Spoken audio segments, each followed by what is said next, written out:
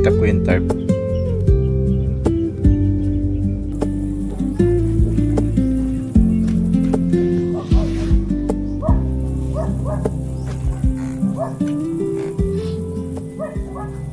So yun, sa video na to, gear test muna tayo.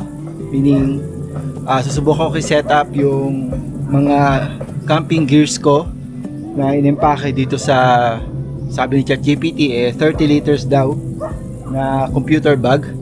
So Asus TUF Gaming na computer bag. So ito na siguro yung usual camping bag or camping, ano ba pwede tawag dito, camping gears or setup na dadali natin sa tuwing magso-solo camping tayo para mas magaan, di ba? So kung yung mas malaking bag, yung 70 liters, siguro mas maluwag.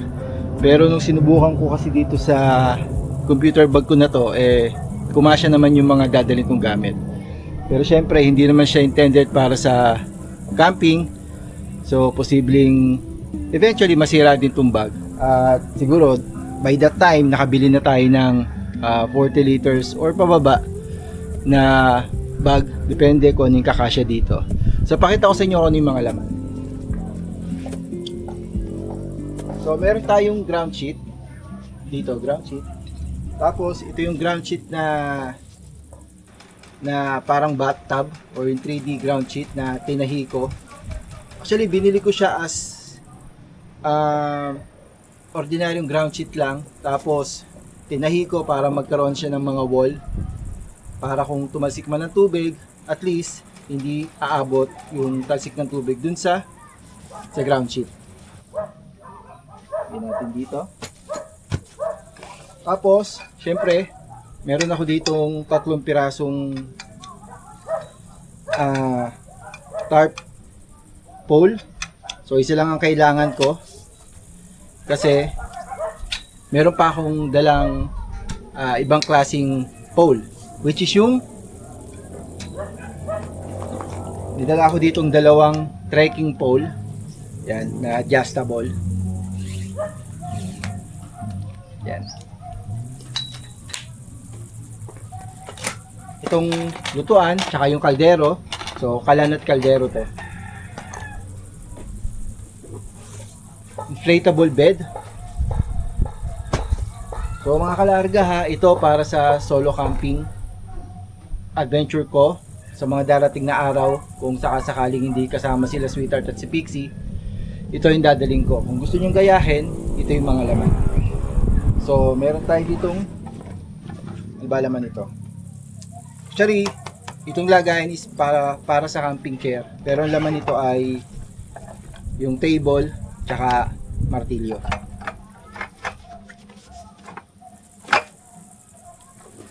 Tapos, ito yung chair, camping chair. Tapos, mag-unpacking tayo ng tarp kasi wala tayong tent. At yun ang plano natin, hindi tayo magdadala ng tent sa ating mga solo camping. Lalong-lalo na kung itong computer bag ang dadalhin ko. Siguro kung yung malaking bag, baka sakali. Pero as much as possible kasi gusto ko na magang lang yung dala para pwedeng i-backpack. Kung gusto kong bumaba, bumili, hindi ko na kailangan nakatiwang-wang yung mga gamit dun sa motor. So unpacking tayo.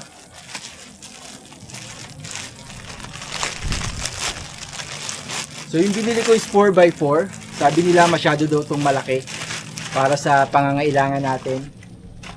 Para sa tarp camping, or kung gagamitin natin tong tarp as tent. So tarp tent ang gagawin natin. Tatak niya top lander. Ano ba to? Plastic, siguro to pang tapal sa tree. Kasi meron siyang spring ganito. Siguro unang to. Mamaya titignan natin. So maganda yung kulay niya, kakulay nung tent natin. Ayan o. Yan.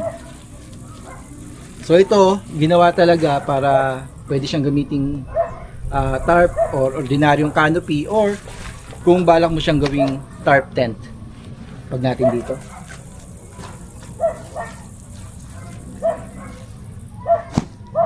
Tapos, syempre may dala din tayong mga pegs. Hindi ko alam kung gaano karaming pegs ang kailangan. Tsaka tali. Or guy line.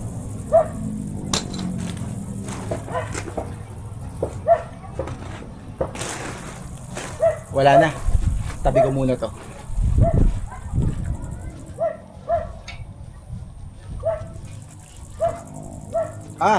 Yun nga palang mga ilaw. So dun din nakalagay, tinanggal ko lang kasi ginamit namin kagabi. So nakita niyo naman, medyo maluwag pa yung bag kasi nakatiklo pa yung ibabaw nun. So kasyang-kasya pa yung mga ilaw, or pwede ko na lang i-hook yung ilaw, yung bag ng ilaw kung hindi na kasya. Syempre, nakita niyo naman medyo maluwag pa din, kasya pa ang damit.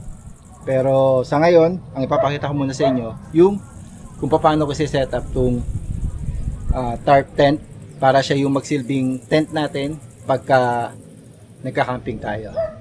Balik ako.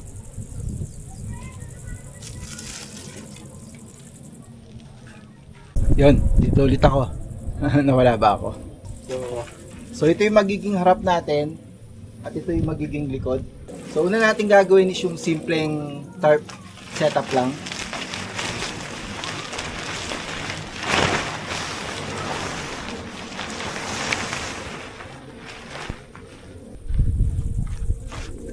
Gamitin natin ng pegs para hindi gumalaw.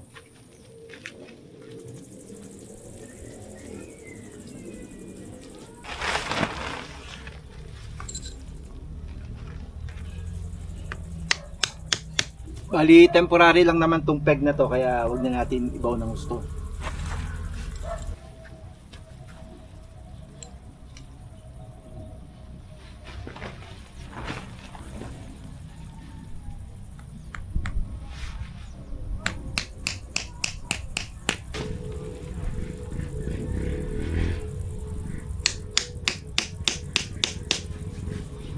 So tama nga yung sabi nila, kung 4x4 ay medyo malaki.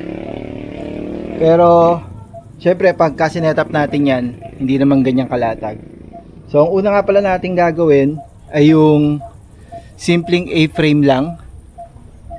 Bali, ang gagawin natin ngayon is 4 na setup. Malamang bawat isa doon ay combination ng iba't ibang tarp tent setup. So magsisimula tayo doon sa likod. Lalagyan natin siya ng pole. So bali dito sa likod kailangan natin ng isang adjustable pole or trekking pole na tinatawag nila. Usually yung diskarte ko dito, sinasagad ko na yung, kasi tatlong telescopic, so sinasagad ko na itong pinakababa para dito ako mag-a-adjust sa gitna. So una natin gagawin is tatanggalin natin yung isang peg doon para mailapit natin at maiangat natin to.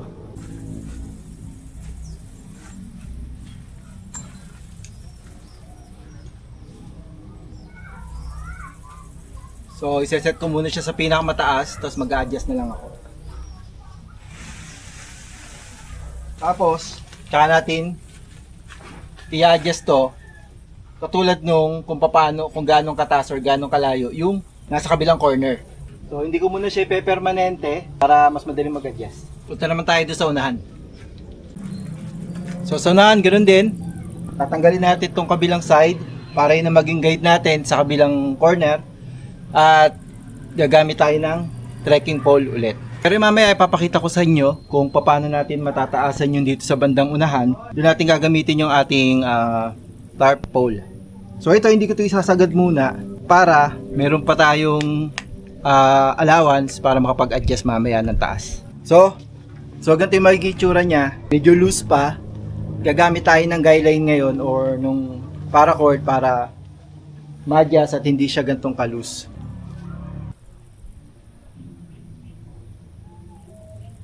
So bago nating tuluyan sikipan yan, nilipat muna tayo sa kabila. So yung ginagawa natin base setup lang. Mamaya papakita ko sa inyo kung paano natin mapapaiba-iba yung itsura niya Depende ko sa kung ano yung pangangailangan nyo sa mga oras na yon, tsaka kung ano yung trip nyo. Kung mas maliit na tarp ang gamit nyo, mas madali mag-setup. Medyo malaki kasi kaya medyo mahirap. Siguro next time dadalhin ko naman yung 3x3 lang. Kabila naman niya, adjust natin. Tapos konting fine tuning.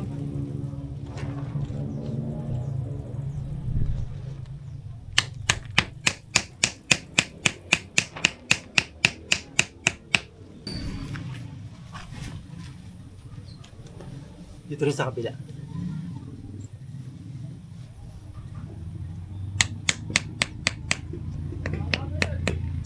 Stretch na. So, sisikipan na lang natin yung guideline.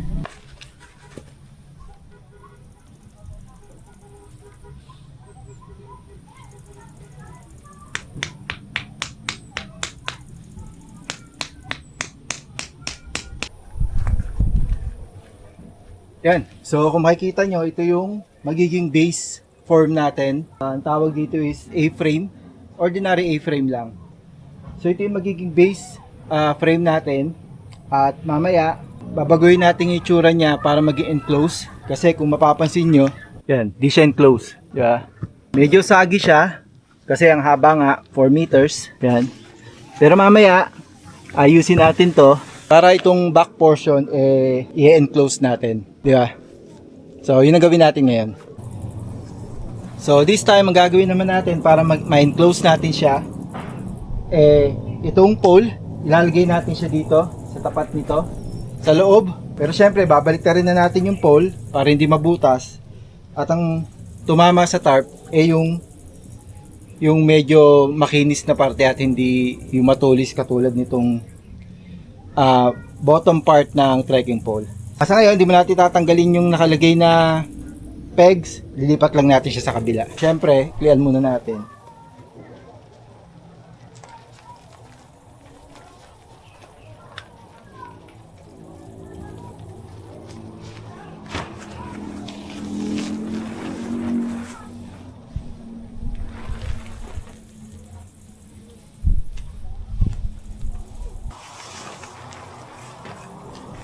Medyo malakas ang hangin. So okay din yung malakas na hangin para matesting natin yung tarp natin kung okay ba siya kahit malakas ang hangin. So mamaya, lalagyan natin to ng paracord para mahila natin at mailagay natin dun sa peg. Uy, nandiyan ka. Bisita tayo, si Pixie. So once to mailagay na natin yung pole dun sa pangalawa, from dito, yung gitna kanina, ilagay natin sa pangalawa sa ilalim nito. Ipepeg naman natin yung loop from dito sa corner dun sa pangalawa. Banda ron. Pero syempre, ilahin natin ng konti. Tapos, ganun din yung gagawin natin dun sa kabila naman. Again, dito sa corner na to, yung pangalawang loop, papunta doon sa harapan, pepeg din natin. So, importante na dito pa lang, medyo ihilahin nyo na para flat na yung tarp from dun sa pole, sa gitna, or sa loob, papunta dito. Importante na unahin nyo to kasi tatanggalin natin yung corner peg dun sa corner loop. Pag hindi nyo to nahigpitan, tutumba siya. So, tatanggalin na natin to, yung loop dun sa corner peg. Siyempre, tanggalin nyo na rin yung peg, hindi nyo nagagamitin to. At, from dito naman sa corner peg, ito yung corner loop kanina. Kukunin natin yung pangalawa. Yan. Yung corner loop, hanapin natin pangalawa, which is ito. Tapos ipepeg natin yan dito sa gitna, malapit sa paanan ng trekking pole. So, 90 degrees siya from dun sa side, sa kabila, dun sa right side. So, 90 degrees lang. Magkakaroon kayo nito. Kung medyo mahaba yung pole nyo at hindi naman ganun kalayo ang distansya ng dalawang side, walang space dito. So, ito, totally mag-e-enclose. But since mababa yung pole, so meron siyang space dito. Siguro mga total na kalahating dangkal from dito sa trekking pole. So ganun din ang gagawin natin dito sa left side. Tatanggalin natin corner peg dito sa corner loop. Ilahin natin to kailangan. At hahanapin natin yung pangalawa, which is ito. Pepeg natin malapit sa trekking pole ulit sa gitna. Kamukha kanina. Ilang tumumba yan, ang importante, 90 degrees tong from dito 90 degrees, papunta rito. So, diretso lang.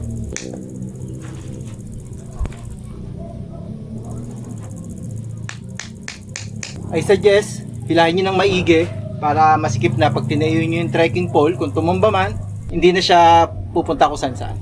So, tayo natin yung natumbang trekking pole. So, ayan, enclosed na siya. Tapos, tulad kanina, kung merong loop, yung center ridge ng iyong tarp, pwede nyo siyang itali na lang dito. Kung wala, pwede nyo siyang itali dito. Pero since may loop yung tarp ko, dito natin siya itatali. Pepeg natin siya syempre sa ground. So, importante na nakasentro yung peg nyo or merong isang straight line dito sa ridge papunta ron sa harapang pole. Pero kung hindi man, okay lang. Madali lang naman mag-adjust kung kinakailangan. Syempre, hanggat may stretch nyo to, stretch nyo lang para hindi siya luluwag. Teka, turo ko muna sa inyo kung paano ko tinatali kung paano tinatali itong paracord dito sa peg. I'm sure sa iba basic lang to, pero para doon sa hindi nakakaalam, ganito yan. So ayan, paikot nyo lang siya dito, di ba? Pag pinasok nyo siya, ganyan, dito nyo siya papaikot. Nung Boy Scout ako, ang alam ko, dito siya iniikot eh. Pero mali pala yun. So ganyan, dito nyo siya iikot, dun sa line na mag-stretch dun sa pole. At hindi nyo mag-stretch dun sa peg. So dyan natin siya lalagay. Ulitin ko ganyan, ikot nyo lang, 2, 3, 4, 5. Medyo marami siya kasi favorite number ko yung 5. Isa pang ikot. After nyo ikot dito, pag dikitin nyo yung dalawang line, tapos ikot nyo siya doon.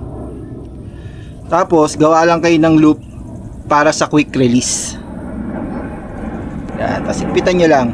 Ilahin nyo lang tong tali sa baba, tsaka isa dito sa loop.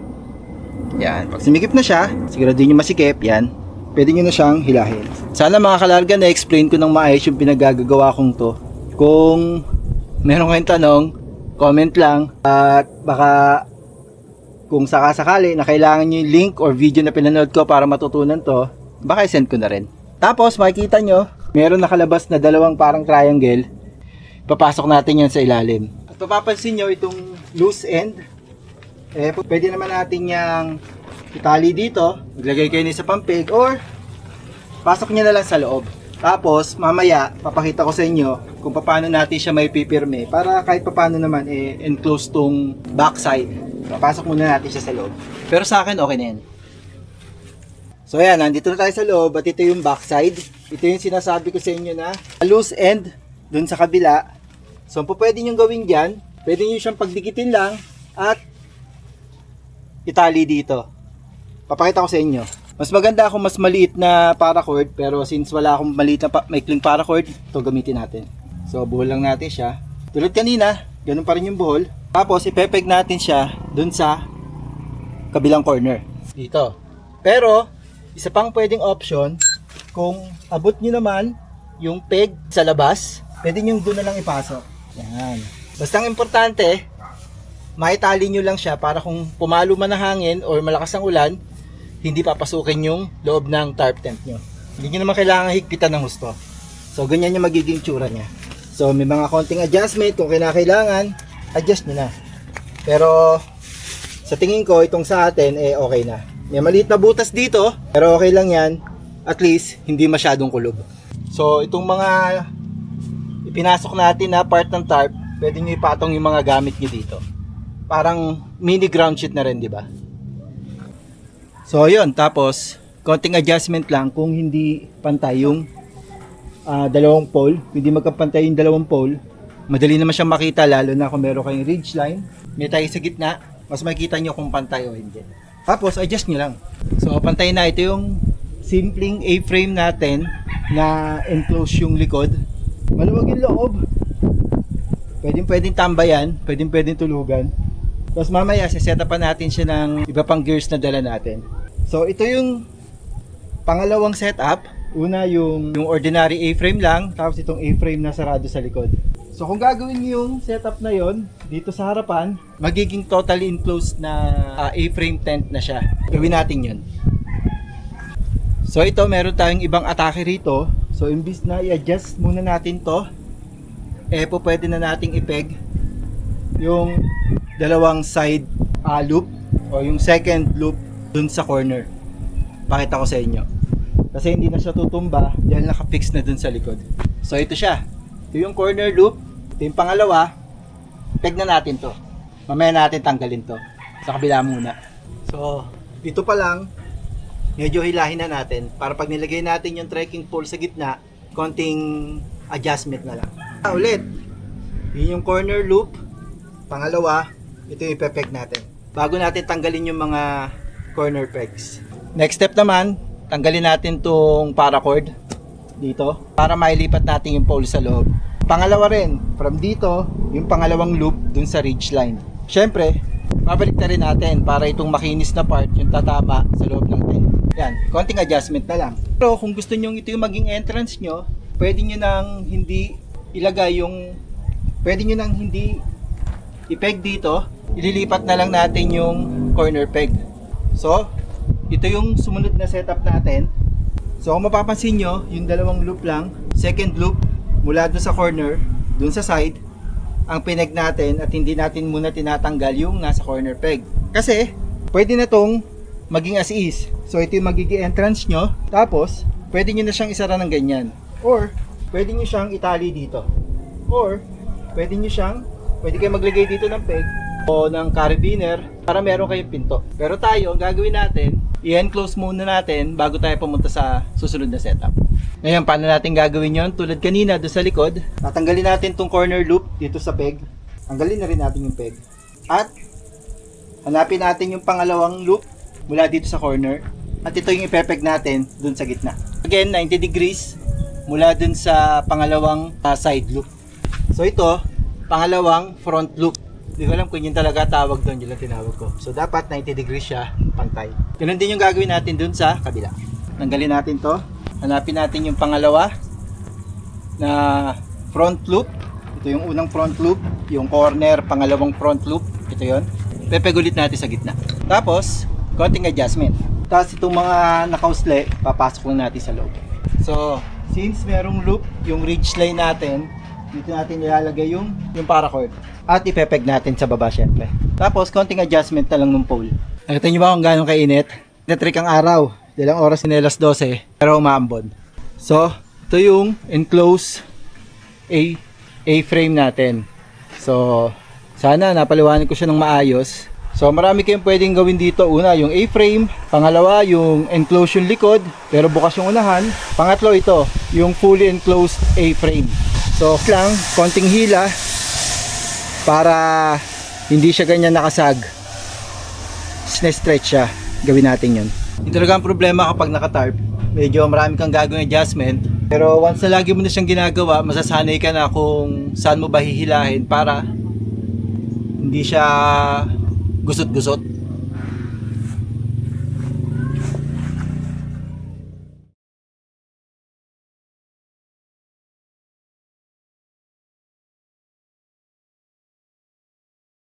So nilatag ko na yung tarp. Square siya. Ito yung magiging harapan natin. Yun yung likod. So again, gagawin natin yung isa sa pinakasikat na tarp tent setup. Gamit ang 4x4 tarp nga nila. Sobrang laki ng 4x4. Pero kung meron namang space para ilatag yung 4x4, mas pwede nyo rin subukan yung 4x4 para mas maluwag yung area na gagalawan nyo sa loob ng tent. Pero 3x3 okay na. Tapos, next naman, ipepeg natin to. Yung pangalawa, mula sa kanto or mula sa corner. Tapos, ito rin. So, ito, yung pangalawa sa right side. At yung pangalawa, dito sa ulihan. Tapos, ito yung pinakakanto niya. Ganun din ang gagawin natin sa kabila.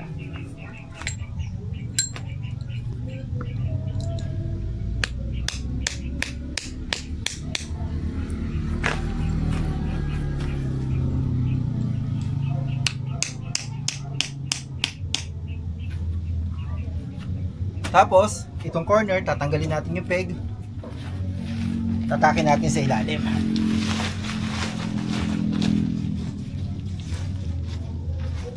Ganun din ang gagawin natin sa kabila.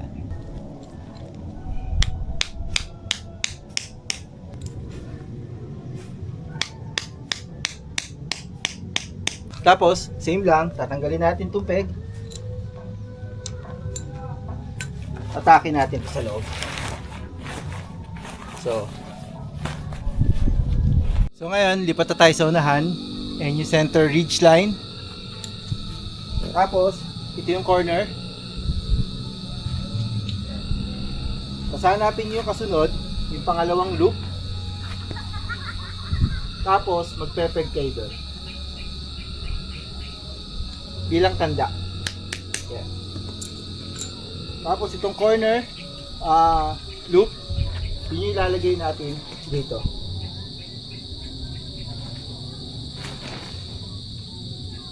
Ulit, ito yung pangalawang loop. Ito yung corner. Yan. Doon natin siya ipepeg. So ito yung number 1, yung corner. Yung number 2, guide lang natin.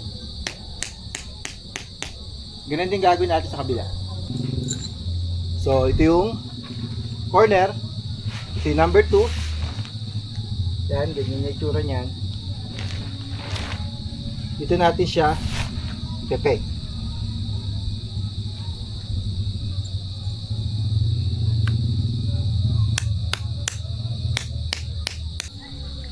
Tapos kunin natin yung ating trekking pole. So susunod naman natin gagawin, ilalagay natin yung trekking pole sa loob, katapat nitong pangalawang loop dito sa ridge line. So ito yung sentro, ito yung gitna, lalagay natin sa ilalim nito. But since ang gamit natin 4x4 at masyadong maikli ang trekking pole na to, so gagamit ako ng isang piraso nung tawag dito ng ating tent, ng ating tarp pole. So kanina 3 to eh. So kumuha ako ng isa at ipapasok ko siya dito. Yan. Okay naman siya. Mukhang matibay naman. So ipasok na natin doon sa loob. So I suggest kapag 4x4 ang gamit nyo, ang gamitin yung pang lagay sa ilalim or yung pang tayo yung adjustable or telescopic tarp pole.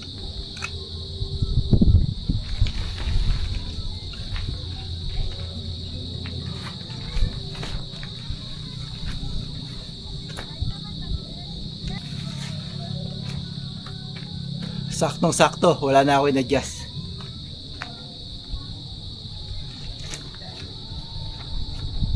So next na gagawin natin itong pangalawang loop. Lalagyan natin ng paracord or guideline para lalagay natin dito para maganda siyang tignan at para din sa entrance na.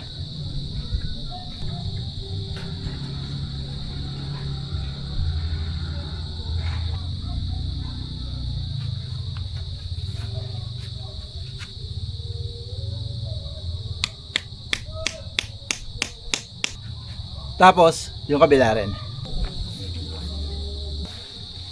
Tapos, peg natin siya dito sa gilid.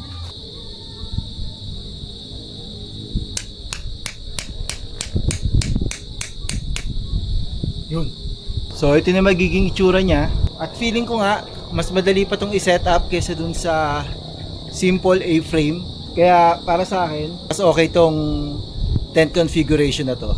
So, para naman dito sa harapan, tali lang natin to. Mas mahabang guideline, mas mabuti, mas maganda kasi mas mahaba, mas malaki yung chance na yung flap na yon hindi siya bumaba ng husto, medyo mataas. Kaya baka natin ito ng konti.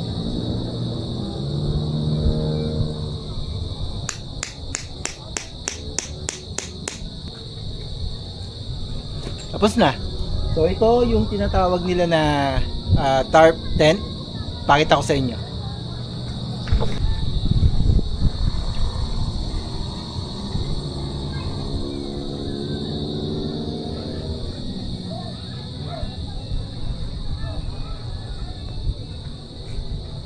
But since itong likod medyo mababa siya, so papasok tayo sa loob, lalagyan natin to, maglalagay tayo dyan ng isa pang trekking pole. Pero mababa lang para lang umangat siya at mas lumaking space sa loob.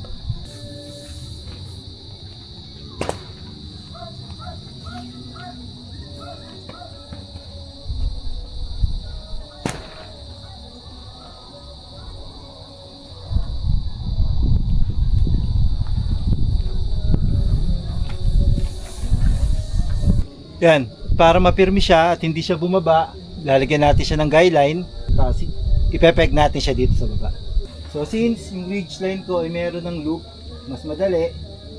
Kung wala, pwede naman kayong maglagay ng bato or holin para meron lang makapitan tong tali.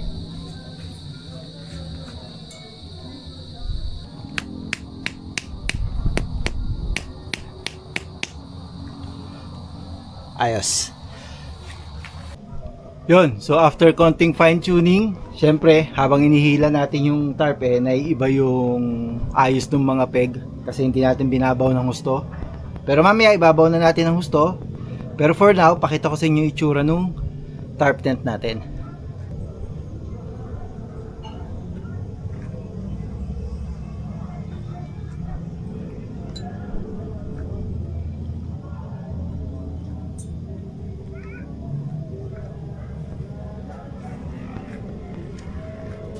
So sana nagustuhan yung episode natin ngayon.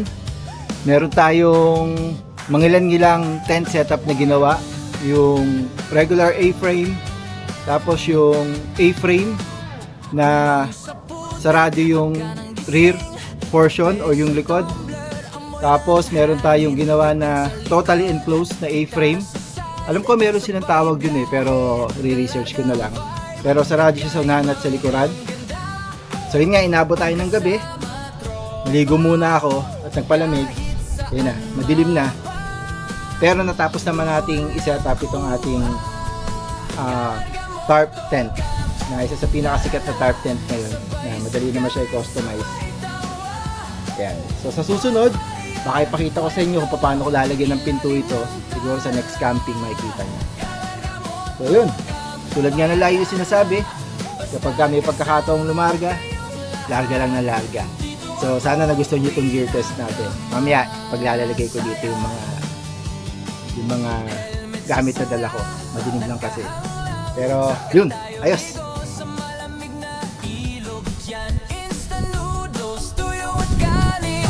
Pero busog sa tanaw at lambing.